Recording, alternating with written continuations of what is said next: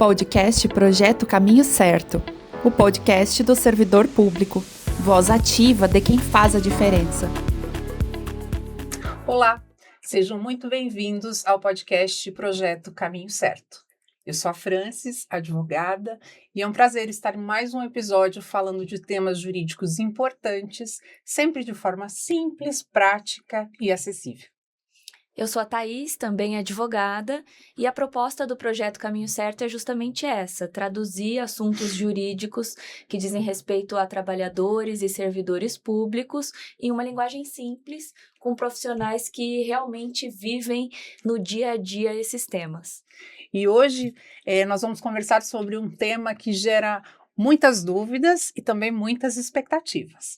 Nós vamos falar sobre os precatórios trabalhistas. Em episódio recente, nós tratamos de precatórios, mas mais sobre a perspectiva da justiça comum. Hoje nós vamos falar sobre as peculiaridades dos precatórios trabalhistas, sobre como está a forma de pagamento, a ordem, e vamos falar de dois temas que têm aparecido bastante na imprensa, que são os acordos e as cessões de crédito. Exatamente. Para a gente ter uma ideia da relevância desse assunto, a Justiça do Trabalho movimenta por ano bilhões de reais no pagamento de créditos trabalhistas.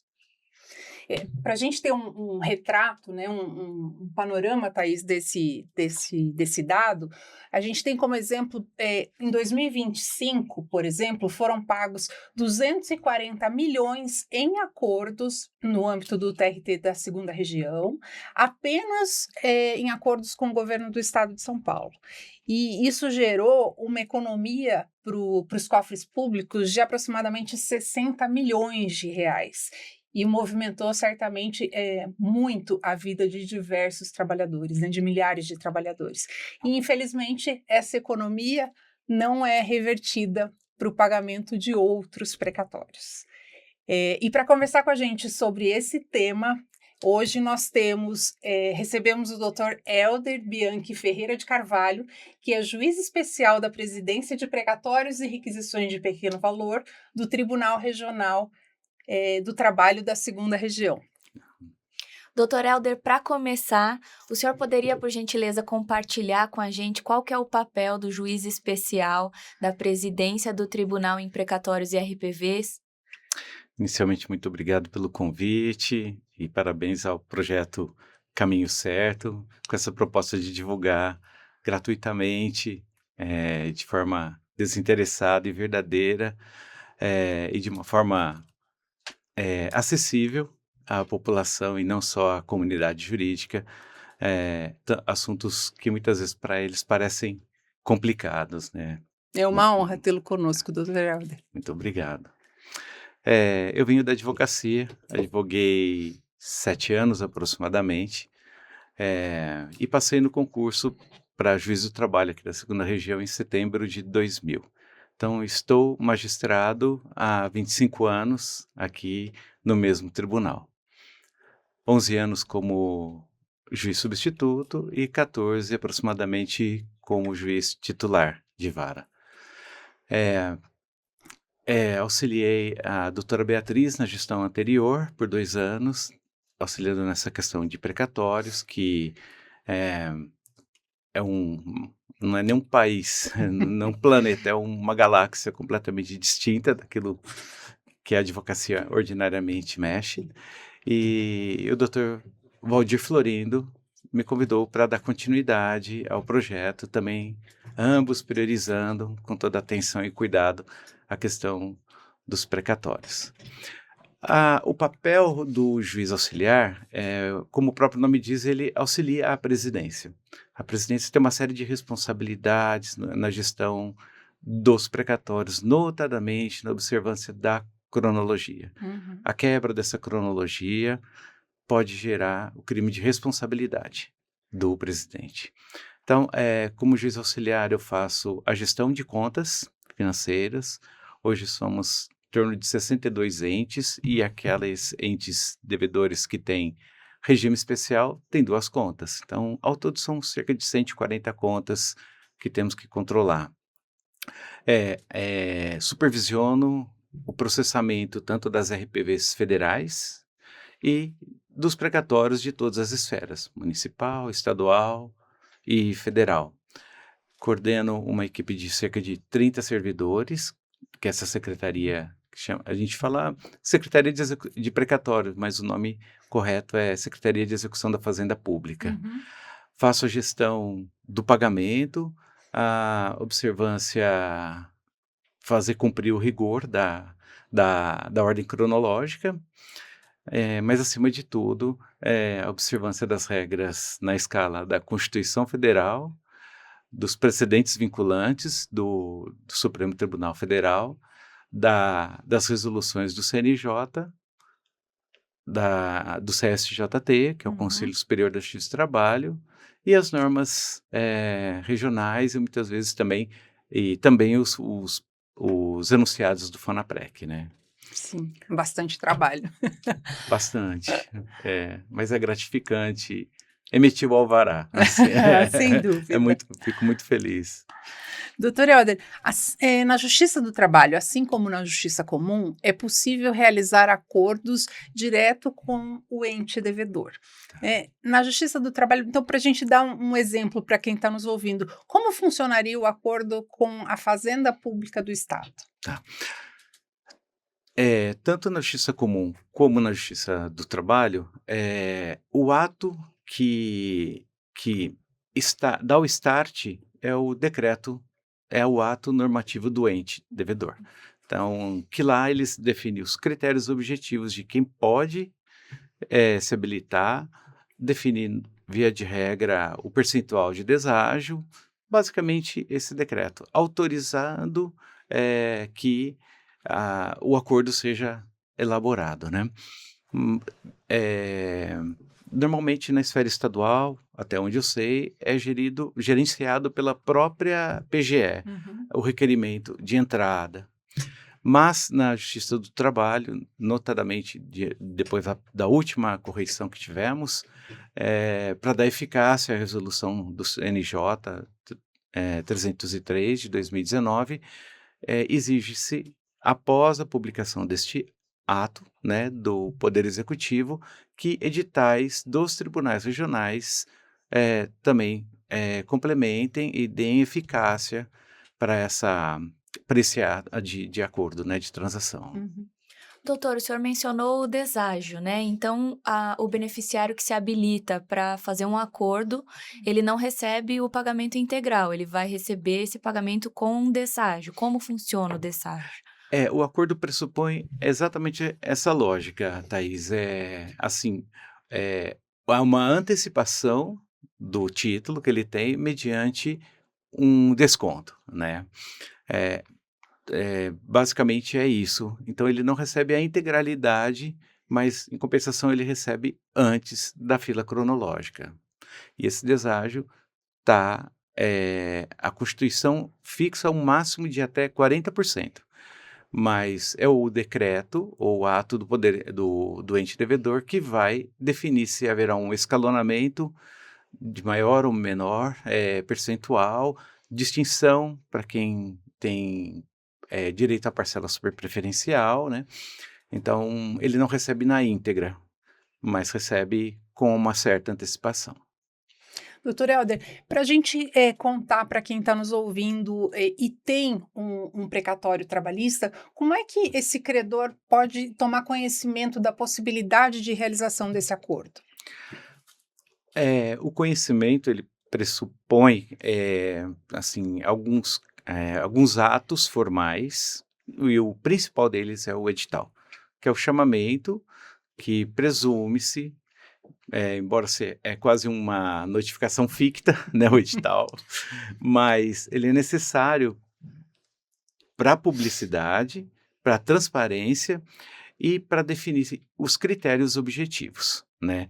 Ali se define, agora falando no âmbito do TRT2, a documentação, o prazo de inscrição, as regras de pagamento, a ordem que vai ser paga ou não, quem tem preferência, super preferência, como é que vai ser feito dentro da escala, a cronologia de pagamento, a forma de pagamento também no que diz respeito a disponibilidade financeira e o prazo de validade dessa lista.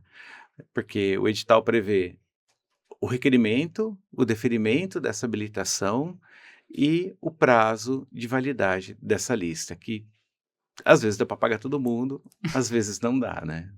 E existe, doutor, algum edital aberto atualmente? Como é que funciona a abertura desses editais? Qual é a previsão de abertura do próximo? Aqui no TRT2 estávamos aguardando a publicação do decreto. São 2 atos. O decreto do governador, né, que traz ali algumas regras, e em seguida a resolução que foi publicada, salvo engano, na sexta-feira passada. Recentemente, que aí complementa os atos, prevê ou não escalonamento, destaque para quem vai ser prioritário ou não, se haverá o mesmo deságio ou não, né? Então, desculpa-me, respondendo, ainda não tem o nosso edital, estamos aguardando este, e a previsão é para que o nosso edital saia no final de abril, porque já estamos em abril praticamente, e início de maio, né? Estamos desenvolvendo um sistema interno de peticionamento para o advogado. Por quê? Para padronizar essa entrada e facilitar o tratamento dessas informações. Alguns advogados são habituais na questão de precatórios, mas outros não. E não se atentam às questões do edital. Então, a intenção é fazer desse peticionamento, chamaremos até alguns escritórios de advocacia para fazer essa homologação junto para ver se atende, e é um caminho feliz. Segue esse caminho aqui, junte esses documentos, preste essas informações. Que tudo dará certo. Que o seu pedido de habilitação vai ser deferido. Então...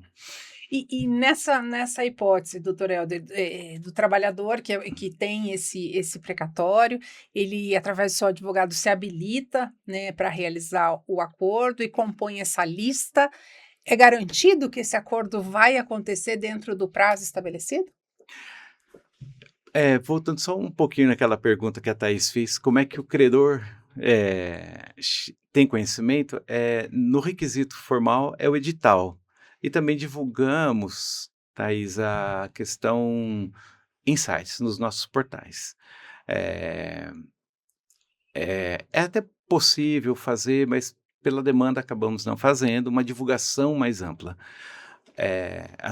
Mas o credor tem ciência mesmo da possibilidade, pelo boca a boca entre eles, que eles se conversam, às vezes colegas de trabalho, mas é o advogado que faz chegar. O advogado é a peça fundamental, né, para o conhecimento do edital. Você pode responder, fazer a outra pergunta? Eu perguntava se, no caso do advogado diligente, né, que entrou em contato com seu cliente e quis, né, mostrou a possibilidade do acordo e o cliente quis aderir ao acordo, ele compondo essa lista de interesse na realização do acordo, é garantido que esse acordo acontecerá dentro do prazo estabelecido do edital? E qual é o prazo também, normalmente, né, doutor? Esse edital, o senhor falou que vai ser lançado em breve, ele acaba durando 1 ano. Qual que é o prazo que normalmente dura para que esses acordos aconteçam? Com relação ao prazo, a Corregedoria Geral, na última correção, estipulou que deve haver uma divulgação mínima de 20 dias, usando como analogia o CPC e a CLT, das questões de editais, e também o prazo mínimo de 30 dias. E é nesse período que fazemos a divulgação. Mas não é certeza, porque normalmente o edital, no caso da Fazenda Pública, que é um ente devedor que adota o regime especial. Então, a conta 1 e a conta 2. O valor do repasse vem 50% para a conta 1, que é destinada à cronologia e preferências, e a conta 2 para acordos. Não é possível fazer a mistura dessas contas, nem fazer uma pedalada, empréstimo de uma para outra. Então, a limitação orçamentária é o recebimento dessas parcelas na conta 2. Então, nós publicamos um edital e damos um prazo de validade. Olha, quem se inscreveu nesse período de 30 dias, correm-se os prazos de habilitação. Quando é um erro simples, intimamos para corrigir algum documento que falta. Definida a lista de habilitados, o pagamento começa a partir do recebimento dessas parcelas. Então, por exemplo, nesse edital que soltaremos em maio, após o término, nós já teremos a parcela de janeiro, fevereiro, março, abril e maio. Aí dá para dar uma boa corrida na lista, mas a partir dali fica se aguardando a entrada do recurso.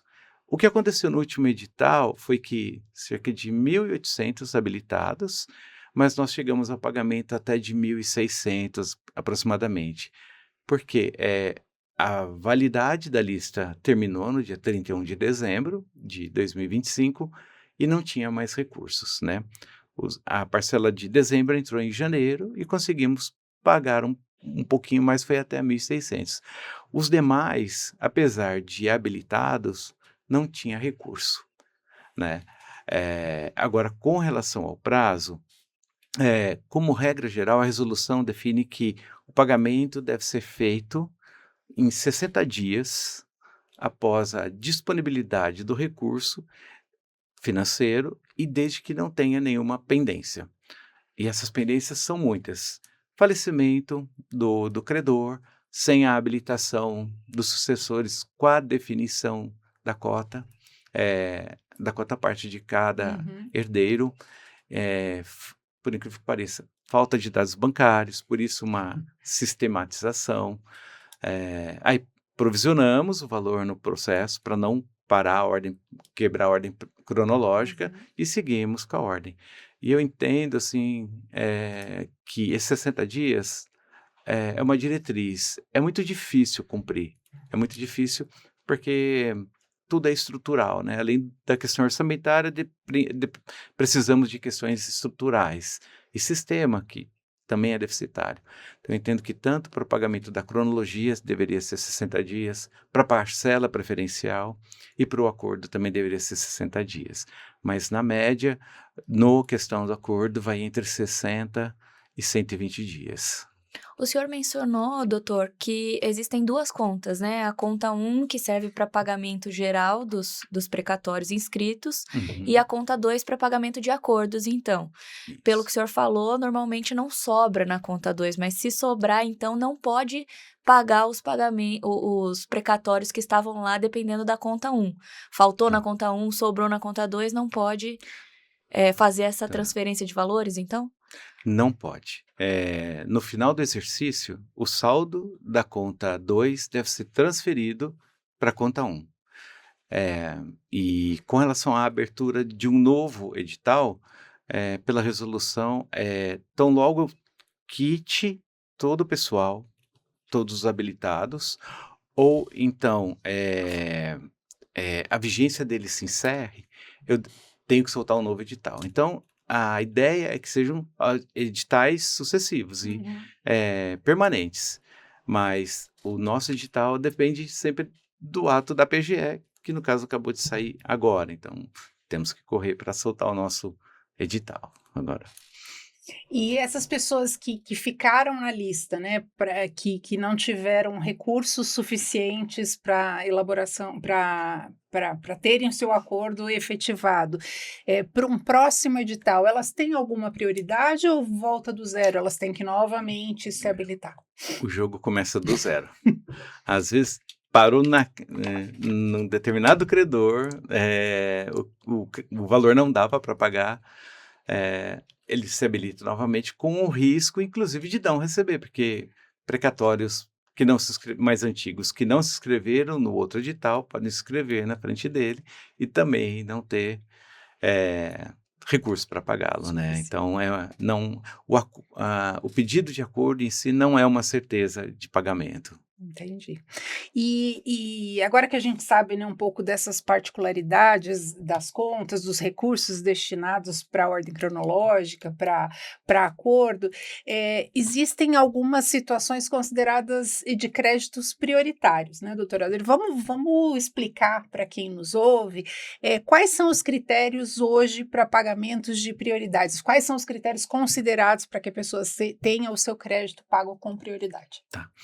É, a prioridade, que nós chamamos de parcela superpreferencial, só pode ser deferida uma única vez por beneficiário originário. E quem são os beneficiários originários? O credor, que foi beneficiado, que tem um título a seu favor, ou os seus sucessores. Então, se ele em vida recebeu essa parcela preferencial, tem um saldo remanescente para receber, ele vem a falecer, ainda que os sucessores também sejam prioritários, não poderá ser pago, porque é uma parcela preferencial por beneficiário originário. Mas às vezes ele faleceu, por exemplo, ele era menor, não tinha 60 anos, mas faleceu, houve habilitação dos herdeiros e um dos herdeiros tem doença grave, por exemplo. Aí ele vai receber a fração daquele crédito. sucessor, né? Uhum. Porque daqui a pouco o outro herdeiro pode se tornar também herdeiro, prioritário. E aí vai ter a fração dele também. Agora, com relação à ordem, essa ordem a gente tem que gravar. Primeiro, doença grave, que é aquelas hipóteses previstas na Lei 7.713 de 88, que prevê a isenção de imposto de renda para aposentados e pensionistas, né? E algumas hipóteses como cardiopatias com estentes, que o STJ já previu a possibilidade. Em seguida, o idoso e em seguida o PCD. Há uma discussão grande com relação se a gente fecha por orçamento. Por exemplo, eu pego todos os precatórios de 2020 e coloco nessa ordem: doença grave, idoso e PCD. Ou não teria ordem, essa ordem é de todos os precatórios. O que poderia levar, por exemplo, ao PCD nunca receber. Porque, apesar de ele ter um precatório mais antigo, um idoso de um precatório mais novo ou um doente grave de um precatório mais novo, por ser Mais preferencial. mais preferencial, preciso, passaria na frente. Então, é uma discussão jurídica que precisaria estar mais claro nas resoluções, né? E a pergunta que todos esses beneficiários preferenciais nos fazem, doutor, a partir do momento que a preferência foi anotada, quando que ele vai receber, qual é o prazo? De novo, assim, essa pergunta vale muito dinheiro. É a pergunta de $1 milhão. E é a pergunta que nós, advogados, mais recebemos, né? Quando que eu vou receber? O credor, ele não quer saber da estrutura, repasse, parcela, orçamento, ele não quer saber nada disso. Quando é que eu vou receber? De novo, o prazo, havendo disponibilidade financeira, reputo que o prazo é de 60 dias. Porque é o prazo de processamento, verificar se não tem nenhuma pendência, conta bancária. Nós verificamos também se ele está vivo, né? Porque como demora muito tempo, muitas pessoas falecem nesse período, né? Então, o prazo, reputo também, que é de 60 dias a partir da disponibilidade financeira. Com base na resolução, porque ela não fala que esse prazo de 60 dias é só para o pagamento da cronologia, né? Então, eu adoto como regra, tanto para o acordo quanto para a parcela superpreferencial. E esse pagamento é feito em uma conta judicial, certo? Depois do depósito judicial, ainda existe o prazo de intimação do advogado para que haja o levantamento efetivo do credor, certo? Ah, legal. Vamos fazer uma data de corte, assim, da emenda 136. O ente apura a receita corrente líquida e, de acordo com o seu montante de dívida, ele repassa 1%, 1,5%, 2% para quem? Para o Tribunal de Justiça. O Tribunal de Justiça, que organiza esse meio de campo, ele consolida todas as dívidas dos entes do Estado. Então, no nosso caso, por exemplo, ele pega a dívida do próprio Estado, da Justiça Comum, a Justiça do Trabalho da Segunda Região, da 15ª, da Justiça Federal, trabalhistas ali, faz o rateio. E aí, apurado esse montante, apurada a parcela que vai para o TRT da Segunda Região, que hoje é em torno de 6,5 aproximadamente. Então, da parcela que eles depositam lá no Tribunal de Justiça. O Tribunal de Justiça faz este rateio e nos deposita 6,5%. Metade para a conta 1 e metade para a conta 2. Essa conta chama Conta Especial de Arrecadação. É uma conta remunerada, a partir do momento que cai na nossa conta, ela passa a ter a atualização bancária de aproximadamente, que é o equivalente à poupança, e a partir do momento que nós recebemos a parcela, nós olhamos para a lista de cronologia. São esses daqui que vão ser pagos. Opa, mas antes tem essas preferências aqui, né? Então, a preferência, e aí eu começo a pagar as preferências. O dinheiro acaba e eu não chego na cronologia. Hoje, no TRT2, nós estamos pagando a cronologia de 2018, já quase 2019. E aí, a emenda constitucional que previu a possibilidade, nesse regime especial, de acordo, é justamente a possibilidade de falar, olha, já que eu não dou conta de pagar todo mundo da cronologia, eu faço a possibilidade de mediante deságio, antecipar. E nessa hipótese do precatório ter sido expedido quando o credor não tinha preferência, então ele era mais jovem do que 60 anos, e nesse tempo em que aguarda-se o pagamento desse precatório, ele completou 60 anos, por sua vez entrou na condição de crédito prioritário.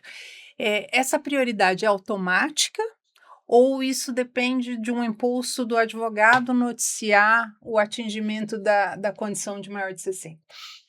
Vamos fazer uma divisão assim, entre a fase judicial e a fase administrativa. Na fase judicial, o juiz da execução, ele defere a prioridade de tramitação processual, né? Para o idoso, para o doente grave, para o PCD. E quando ele expede uma requisição de pagamento que recebemos lá na presidência e olhamos, opa, já tem a preferência deferida, a prioridade de tramitação deferida, autuamos essa requisição e já inserimos a preferência ali, porque olha, o juiz da execução já deferiu essa tramitação preferencial. Mas no seu questionamento ele não tinha 60, mas passou a ter 2 anos depois. Sim. A Secretaria de Precatórios, ele tem o dever de ofício de anotar de anotar. Entendi. É uma lista dinâmica, porque todo dia estão chegando precatórios com ou sem preferência deferida, e todo dia pessoas que não eram idosas estão, né, se tornando. E aí ele sai de lá e entra na frente da fila. Agora, esse é um requerimento que pode ser feito de ofício, independentemente de contraditório. Com relação à doença grave e a PCD, o pedido deve ser feito instruído pelo advogado, ou se não tiver advogado, por juspostulante, basta comparecer na secretaria, mas instruído com laudos, com documentos médicos preferencialmente recentes, né? Para a gente analisar a contemporaneidade dessa documentação. Aí, no caso aqui, a gente defere provisoriamente, dá o prazo para o ente público se manifestar em virtude do contraditório, não havendo impugnação, já fica permanentemente deferida essa prioridade por doença grave e por PCD.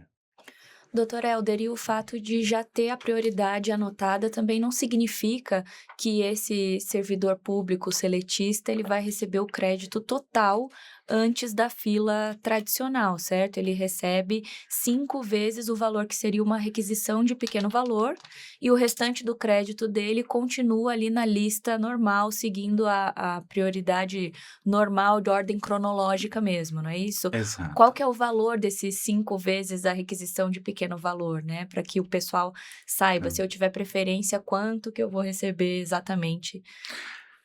A parcela super preferencial, no regime ordinário, que são daqueles entes que pagam regularmente até o final do exercício seguinte, ela é de 3 vezes o valor da RPV. Ah, não são 5 vezes, então.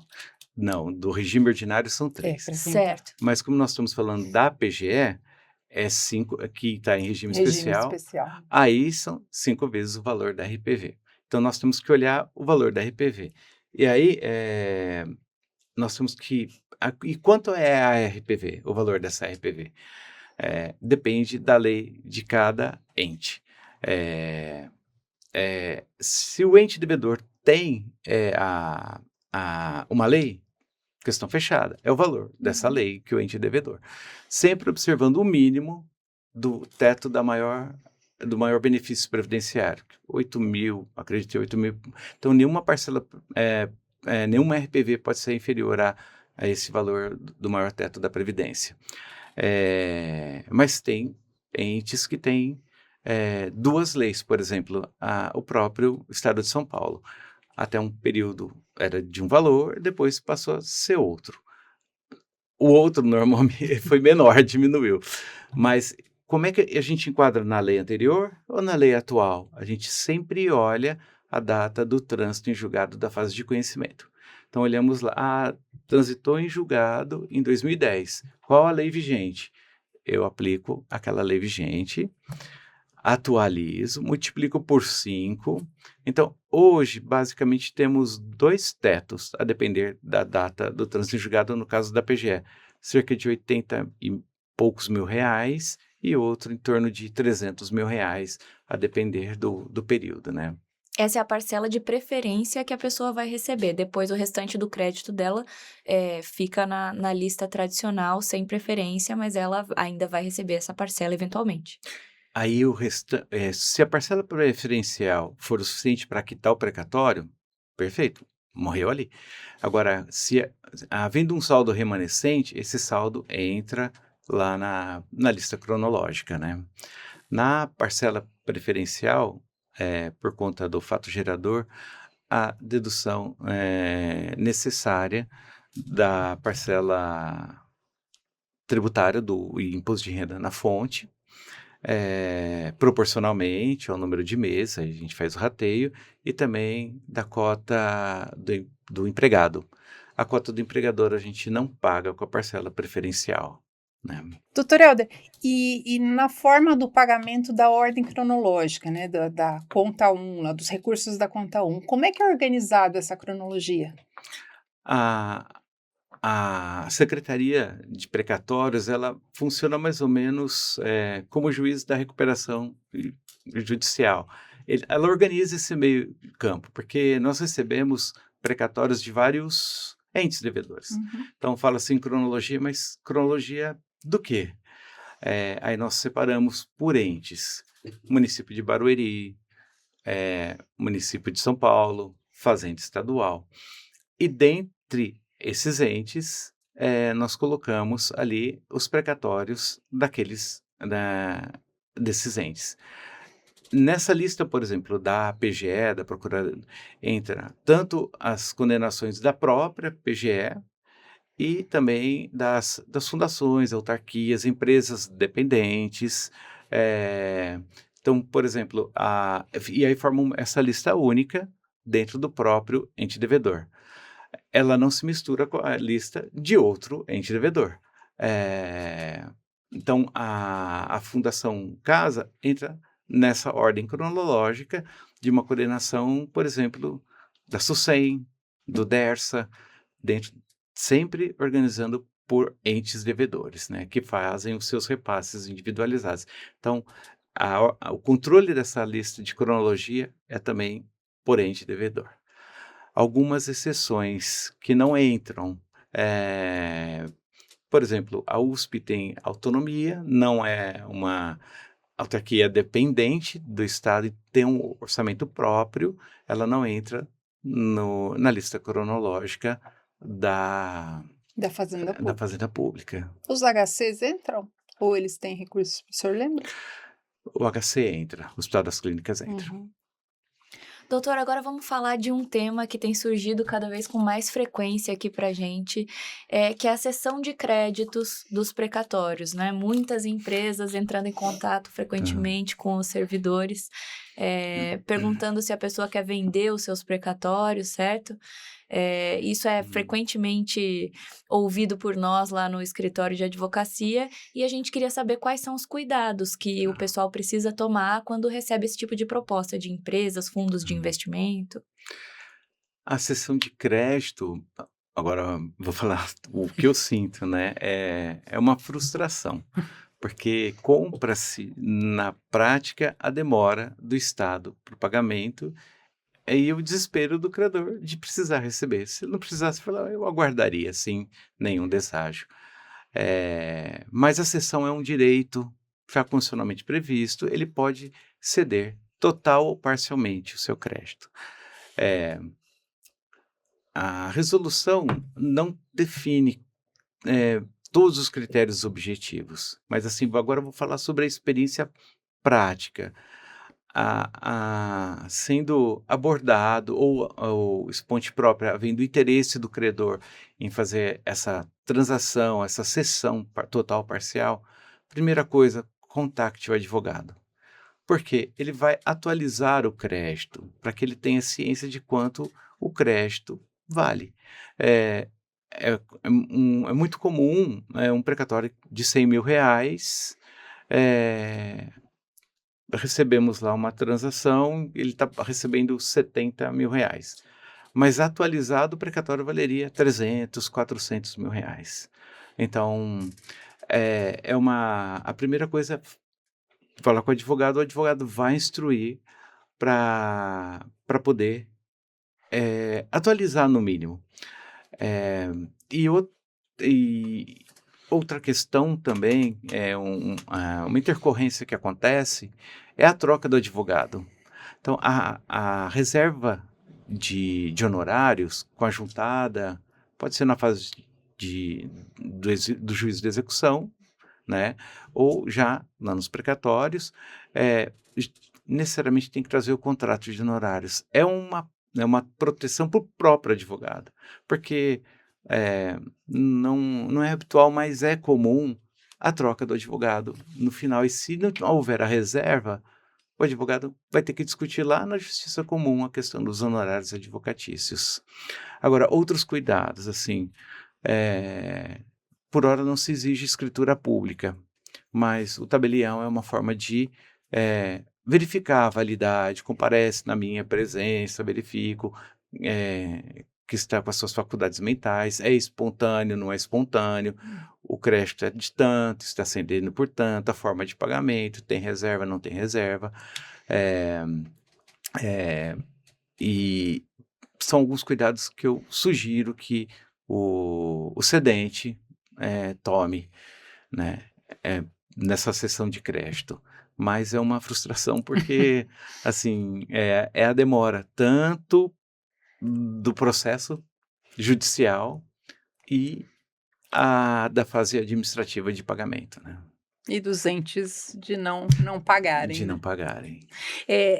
Apesar desses cuidados e apesar dessa transação ser considerada legal, a gente tem visto no âmbito do TRT da segunda região alguns indeferimentos de cessões de crédito, né, por considerar uma negociação aviltante, né, acima do percentual. E aí a minha dúvida é nesse sentido: existe algum critério já estabelecido, algum percentual que se possa entender que nesse percentual é considerado abusivo o acordo, portanto a cessão será indeferida?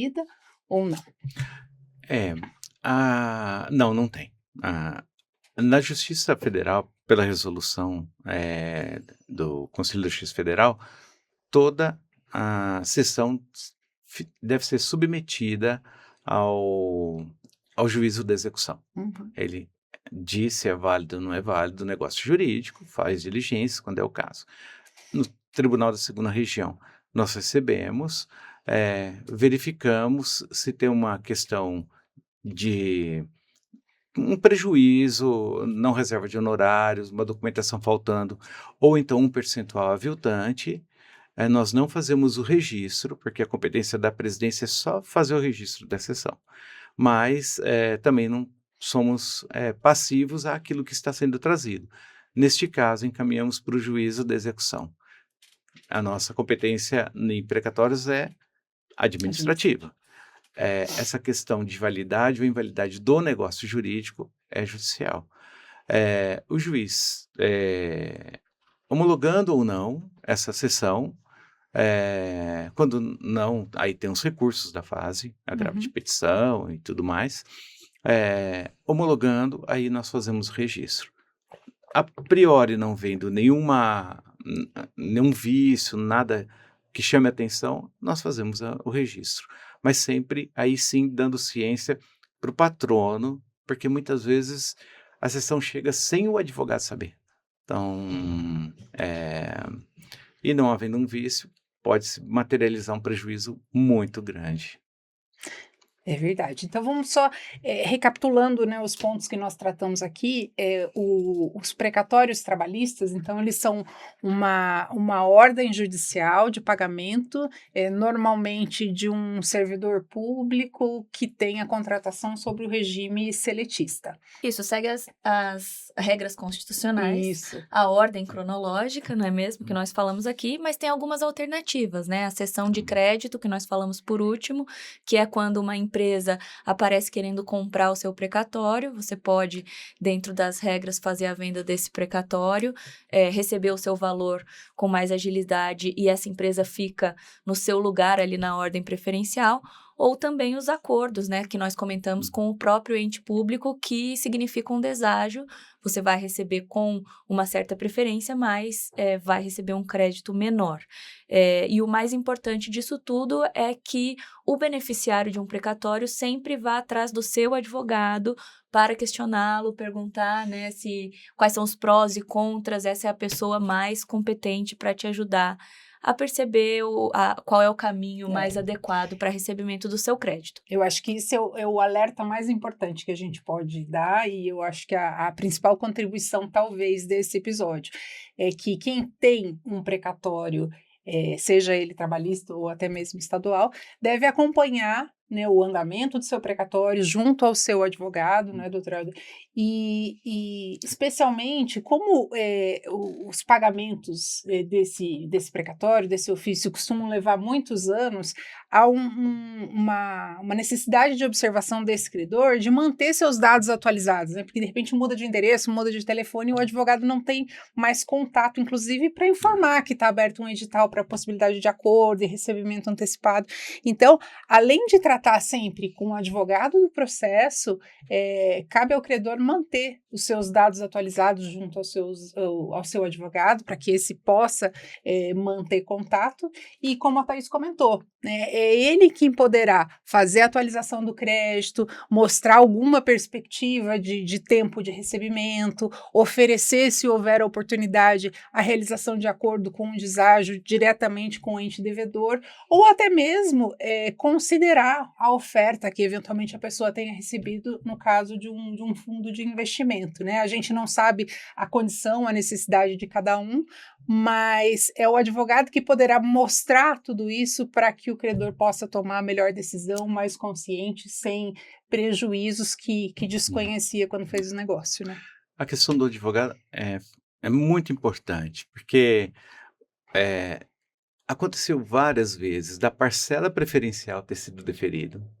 De alguma forma, a cessionária ficou sabendo, entrou em contato, e comprou o crédito com a parcela preferencial já depositada, Aí né, é fácil, né, doutor? Porque aí a empresa vai receber o valor Isso, maior exatamente, rapidamente, porque o crédito está em preferência e a pessoa ficou lá com o deságio. Ou está na lista da cronologia, na boca do gol, para ser pago. Você fala, mas por que ele fez essa sessão? Aí o advogado, damos ciência, fala, desconhecia, né? Então, por isso que é importante entrar em contato com o advogado, e essa questão de manter os dados atualizados é fundamental, porque hoje a captura de informações é muito fácil, e quando sai lá que está na iminência, publicado no diário, que está na iminência de ser pago o precatório, pode ocorrer muitas fraudes. Sim. Pessoas ligam, se passando pelo advogado, também. E aí passa, tem toda uma articulação mesmo de convencimento, né? De sedução do credor que está precisando, e ele acaba caindo em algum golpe, né? Então, vá ao escritório, tire Sim. dúvida, vá à secretaria, tire as dúvidas, assim, mas muita atenção. Isso é muito comum, assim, nessa questão de fraudes. Obrigada, doutora. A gente te agradece muito pela sua presença, pela sua gentileza aqui na condução do nosso podcast, do nosso episódio, respondendo nossas perguntas, né? E eu gostaria de te perguntar qual a mensagem final que o senhor quer deixar para os nossos ouvintes, especialmente porque a gente teve uma alteração constitucional importante recentemente, em 2025, né? Com a ADI no STF, Ação Direta de Inconstitucionalidade. Então, que essa sua mensagem final já leve em consideração essa alteração, por gentileza. Eu que agradeço mais uma vez o convite e a gentileza, que tenhamos muita esperança nessa DI proposta pela OAB, que hoje está com o ministro Fux, para reverter algumas regras que foram trazidas com essa emenda constitucional 136 contra precedentes do próprio STF em questões anteriores, e que, a se permanecer na situação atual, não haverá perspectiva de recebimento para o credor. Então, todo direito vem conduta, né? E é importante que a comunidade jurídica todas leve ao ministro, sensibilize essa questão da importância de se mudar algumas regras que foram trazidas pela emenda constitucional 136, que não teve um amplo debate, né? Então, essa é a minha mensagem, né? E a Secretaria de Execução da Fazenda Pública, aqui do TRT2, fica no Fórum da Barra Funda, segundo andar, bloco B. É um prazer receber os advogados, prestar as informações, e também estamos sempre à disposição dos advogados para receber críticas e sugestões para o nosso aprimoramento. Muito obrigada, doutor Helder. Foi um prazer enorme tê-lo conosco. Obrigado pela sua gentileza em atender o nosso convite. Nos compartilhou hoje informações valiosas, né, sobre todo o entendimento da dinâmica do pagamento dos precatórios. Muitíssimo obrigada. E se você gostou desse episódio, compartilhe com outras pessoas que também querem conhecer dos seus direitos. E siga o podcast Projeto Caminho Certo na sua plataforma de podcasts preferida. E até o próximo episódio do Projeto Caminho Certo.